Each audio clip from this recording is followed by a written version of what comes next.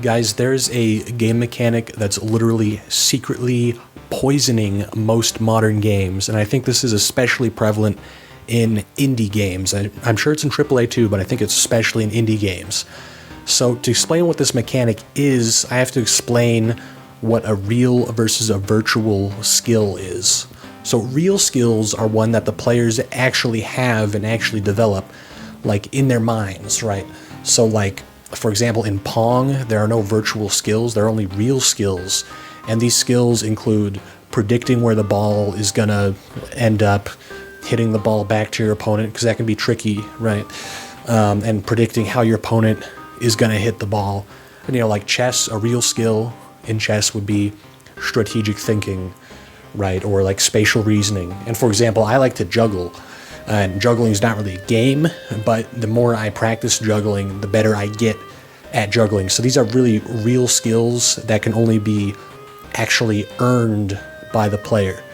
Virtual skills, on the other hand, are skills that typically your player character gets. So stats in an RPG, or better weapons, better gear, maybe a faster, cooler car.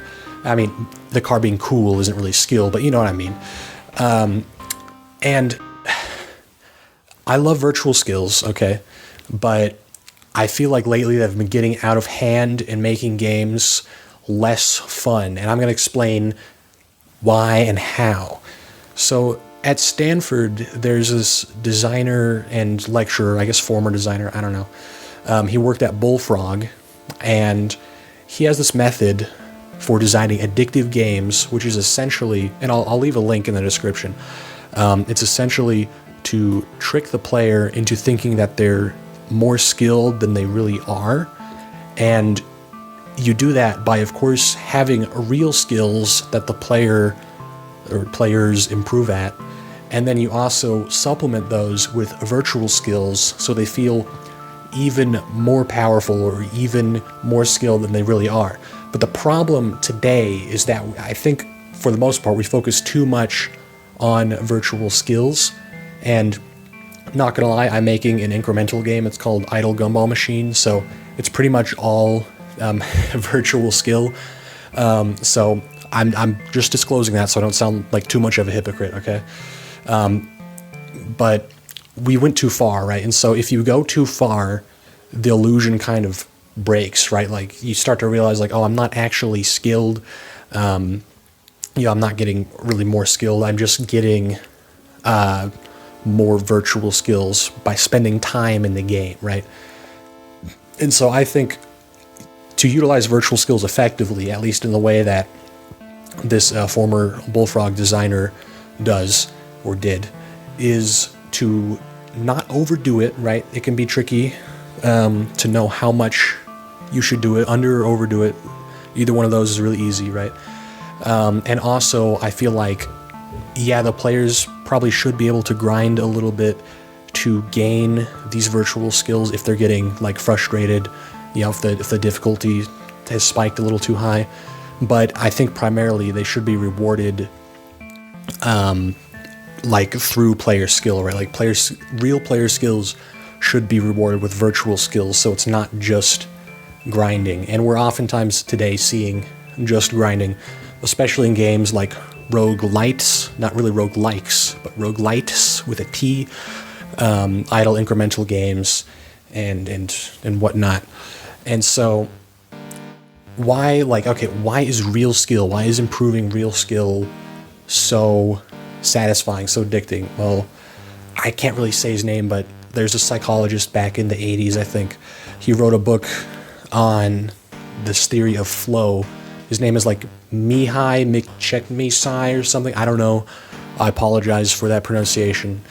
But basically, his theory states that focus is basically equal to fun. Like, by focusing on an activity and having clear goals and clear feedback on whether or not you're doing good at that activity, and ideally also having some level of challenge, can make that activity just really enjoyable, and it makes you forget about the passage of time. It makes you forget about yourself and everything else.